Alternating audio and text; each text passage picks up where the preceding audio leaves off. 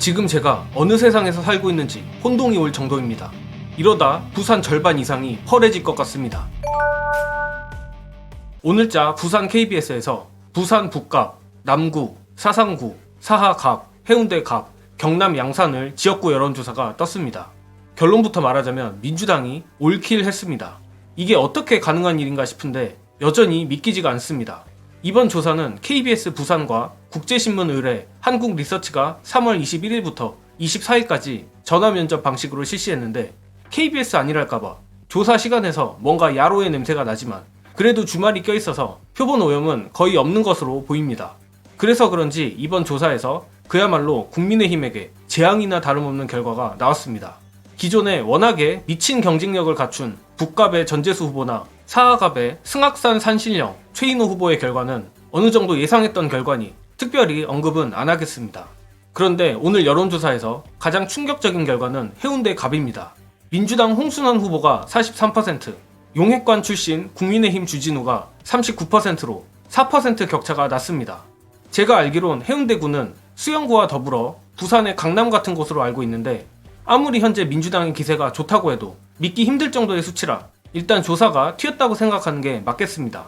그럼에도 오늘의 해운대갑 여론조사 결과를 잘 생각해보면 전혀 납득 못할 것도 아니긴 합니다. 일단 용인갑 이원모를 보더라도 윤두창이와 가깝다는 사실은 여당 지지층에게마저 거대한 비호감 요소로 분명히 작용하고 있으며 기존 현역인 하태경을 아주 추하게 쫓아내고 용해관을 꽂는 꼬라지도 지역 주민들이 곱게 볼리 만무합니다. 앞으로 여론조사들이 더 나와봐야 알겠지만 일단은 민주당 홍순원 후보가 오차범위대로 지고 있다는 마음가짐으로 열심히 몸을 갈아넣는 수밖에 없을 듯합니다. 또한 아직까지 추가 소식은 없지만 용해관 주진우는 간염 관련 군면제 의혹도 있는 상황이라 해운대갑은 남은 기간 동안 판세가 더 크게 요동칠 수도 있다고 생각합니다. 그리고 해운대갑 다음 가는 이변은 사상구입니다. 이젠 민주당 배재정 후보도 선거도사라는 별명을 붙여야 되지 싶습니다. 민주당 배재정 43%, 장제원의 가신 김대식 39%가 나와 4% 격차입니다. 정말 배재정 후보는 날이 갈수록 지지세가 올라가는 게 눈에 보였는데 1% 차이에서 0.3% 차이까지 좁혀가다 기어코 역전까지 만들어냈습니다. 기존 사상구청장을 지낸 국힘 송숙희를 컷오프시키고 장제원의 가신을 꽂을 때부터 사상구도 국민의힘이 쉽지 않겠다 싶었는데 만약 배재정 후보가 승리한다면 이 역시 한뚜껑이의 조용한 시스템 공천 덕분일 겁니다. 그리고 다음은 양산을입니다. 김두관 후보 49%, 김태호 37%로 김두관 후보가 처음으로 오차 범위를 넘어 앞서버렸습니다. 오늘 나온 양산을 조사만 3개째인데 나오는 조사마다 격차가 거진 6%씩 벌어지고 있습니다. 사실 양산을의 경우 김두관 후보가 앞선 것이 놀랍다기보다 격차가 이렇게 터무니없이 벌어진 점이 놀랍습니다.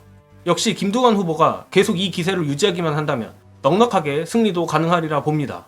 다만 역시 부산이 여전히 쉽지 않은 곳이란 걸 증명이라도 하듯 남구의 경우 민주당 박재호 44%, 국민의힘 박수영 42%로 2% 격차의 초박빙입니다.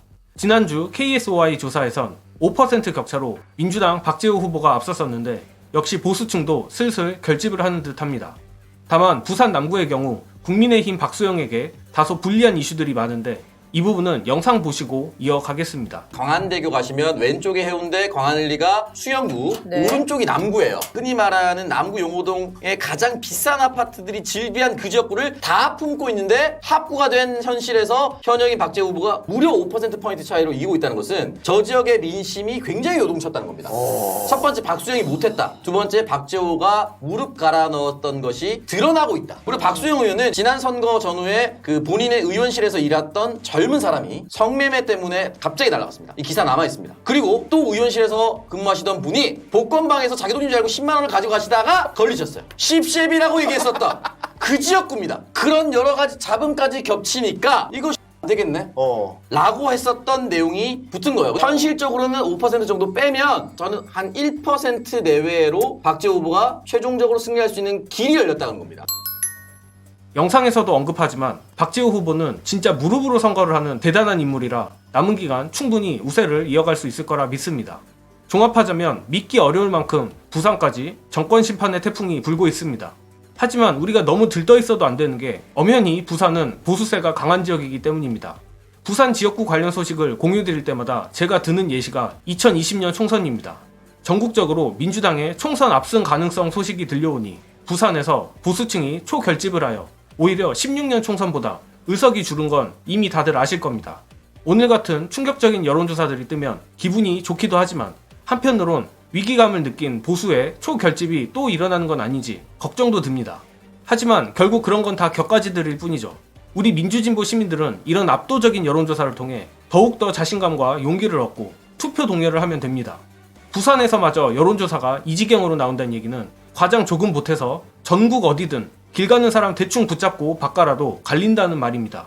아마 총선 당일날까지 매번 앵무새처럼 반복할 말이지만 오늘의 부산 여론조사대로 혹은 그보다 더 좋은 실제 결과가 나오려면 역시 투표 동료만이 살 길입니다.